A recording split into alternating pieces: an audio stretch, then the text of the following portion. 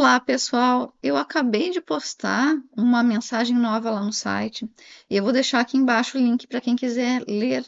É um texto pequeno, onde eu falo sobre o sagrado, sobre a ligação com o sagrado interno e externo, de um ponto de vista bem xamânico. E nós vivenciamos, às vezes, padrões arquetípicos. O que é arquétipo é universal, o que é arquetípico é universal. E nós, às vezes, vivenciamos padrões arquetípicos sem nos darmos conta, sem percebermos.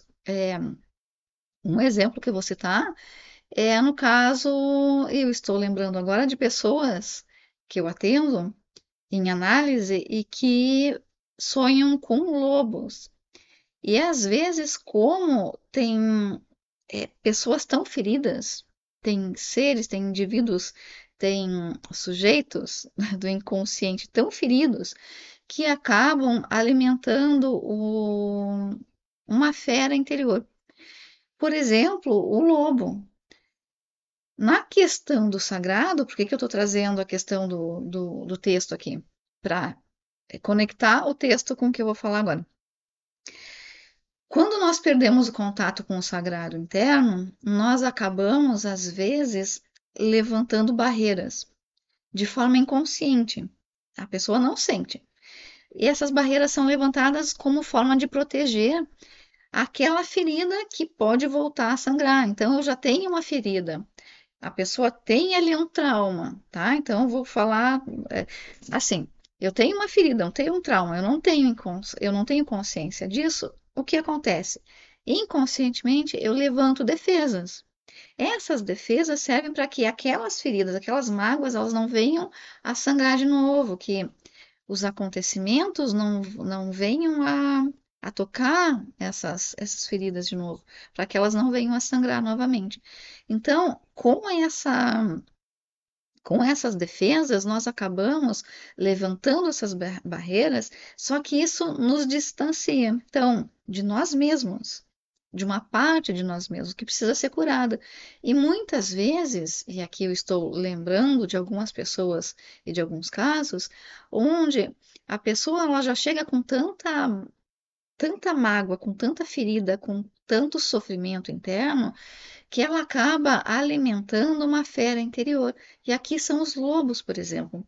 Aí a pessoa começa a sonhar com um lobo, o lobo ataca, ou ela às vezes se vê como um lobo que está atacando, ver sangue. Eu já coloquei um dos vídeos, últimos vídeos que eu coloquei foi sonhar com sangue, né? O tema sonhar com sangue. Então, às vezes o que acontece?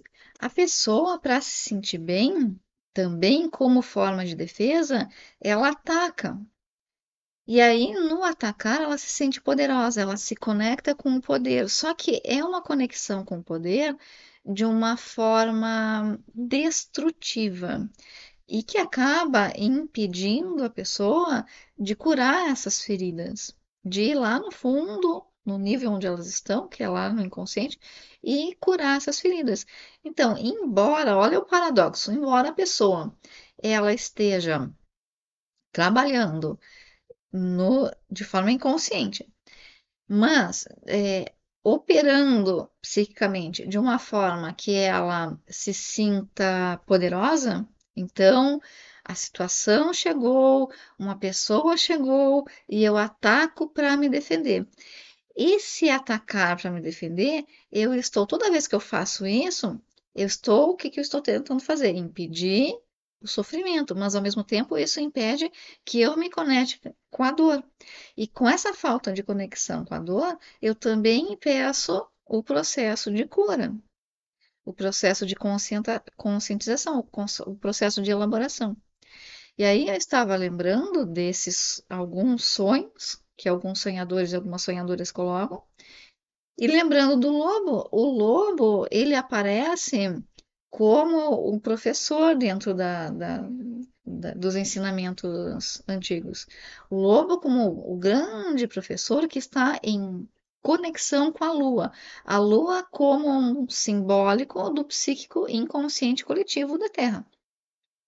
Então, ao uivar para a lua, o lobo está como que se conectando com a sabedoria ancestral, e é como se ele dissesse: quero receber mais desses ensinamentos, quero ter contato com esse inconsciente, eu quero saber mais desse inconsciente coletivo. Quando nós falamos isso de forma consciente e elaboramos, nós temos consciência sobre o nosso processo individual. E é incrível como o lobo conecta o individual com o grupal. Porque o lobo, embora ele tenha uma semelhança com o humano, no sentido de que o lobo ele tem uma fidelidade muito grande, ele tem só uma companheira, um companheiro a vida inteira, ele tem essa fidelidade à família. Então, ao mesmo tempo que ele conecta essa fidelidade à família, ele consegue ter essa individualidade muito forte. Se percebe ali naquela alcateia quem é quem, cada um tem o seu jeito de ser.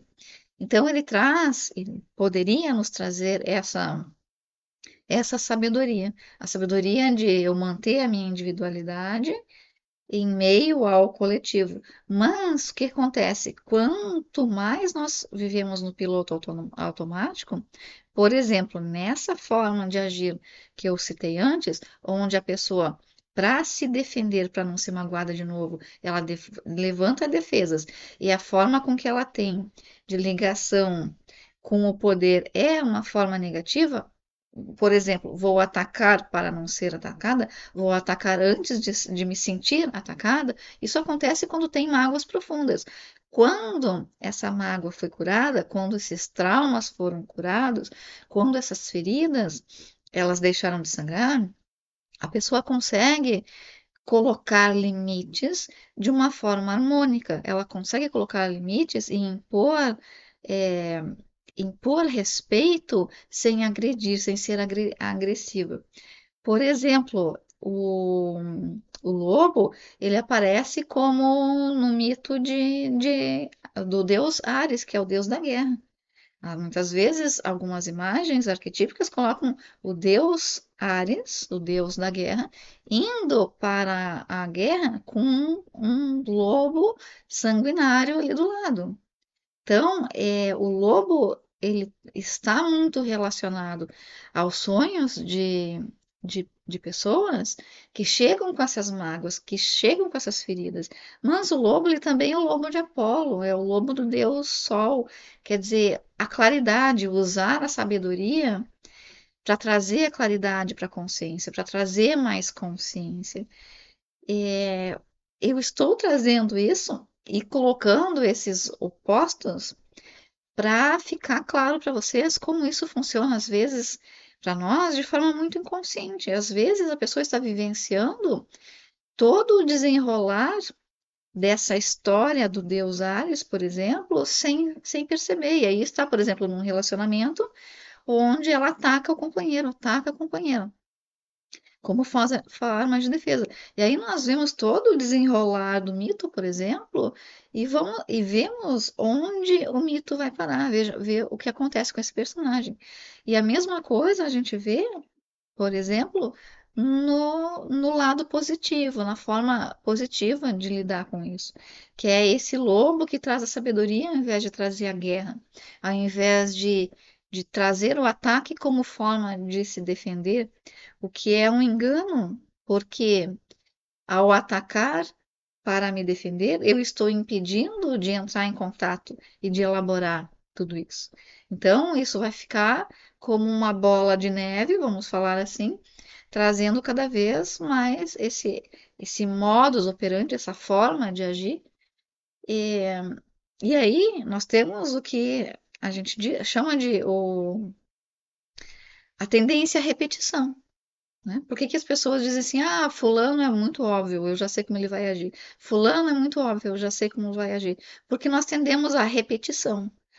Toda vez que nós tendemos à repetição e nós vemos mantendo essa repetição, isso já é um sinal de que tem inconsciência. Eu estou sendo movida pelo inconsciente. Eu não estou conseguindo ter autonomia. Esse inconsciente ele está agindo de uma forma a, a ter mais força do que a minha capacidade de ter o conhecimento profundo sobre mim de forma que eu ajo de forma inconsciente. E repetindo o padrão, repetindo o padrão. Vou deixar aqui um convite para o workshop, que ainda não tem data, mas será em breve, onde nós vamos trabalhar as questões arquetípicas, xamânicas também. Eu vou linkar, integrar o xamanismo com a psicologia analítica. Vão ser 3 horas. Vamos ter o certificado, para quem quiser apresentar o certificado, e vai ser ao vivo. Então, eu vou deixar o link num grupo, eu vou deixar o link do grupo aqui, porque é para as pessoas que estão nesse grupo que eu vou mandar o link para fazermos esse encontro presencial ou online. E vamos ter também um livro de orações xamânicas, onde eu trago a oração do coração xamânico também para quem estiver presente nesse workshop. Então, aguardo vocês. Quem não é inscrito, se inscreve, compartilha. Aguardo vocês. Se cuidem.